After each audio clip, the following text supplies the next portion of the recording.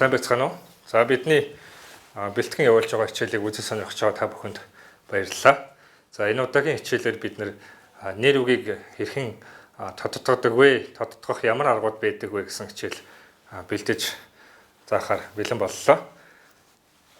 За өнөөдрийн хичээлийн сэдвэр нь attribute буюу тодтогдол гишүүн гэсэн сэдвтэй байгаа. Тэгэхээр нэр үгийг бид яаж тодтогох вэ гэдгийг тайлбарлая. За нэр үгийг тодтогох 10 орчим янзын арга байдаг. За энэс хамгийн их нь adjective буюу тэмдэг нэрийг ашиглаж нэр үгийг тодтогох болно. За эхлээд бүгдээ simple adjective буюу энгийн тэмдэг нэр үгийг ашиглаж woman гэсэн нэр үгийг тодтогсон жишээг бүгдээрээ хараарай. Тэгэхээр adjective буюу тэмдэг нэр нь бол ямар гэсэн асуултанд хариулагддаг. За ямар эмэгтэй, үдсгэлэнтэй, дур булаам, сэтгэл татамтай, дур булаам, бүсгүй гэсэн жишээг бүгдээрээ харлаа. За дараагийн жишээн дээр бол derivative adjective гэдэг нь болохоор үүсмэл тэмдэг нэр гэсэн утгатай. За үүсмэл тэмдэг нэр гэхээр юу хэлээд байна вэ гэхээр үйл үгээс үүссэн. За sleep, break үйл үгээс үүссэн тэмдэг нэрийг хэлж байгаа.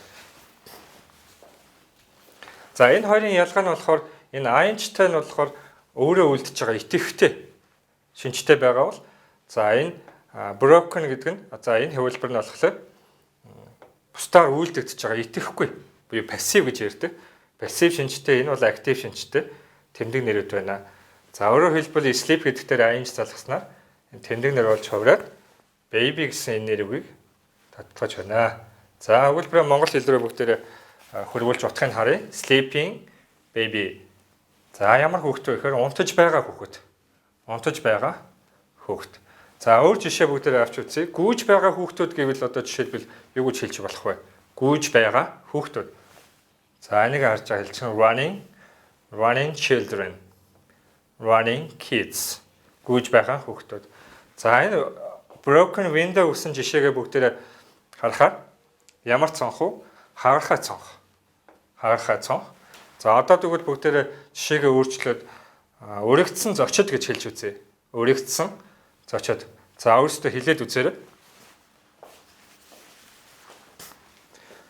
За invite гэдэг үг ашиглаж үзье.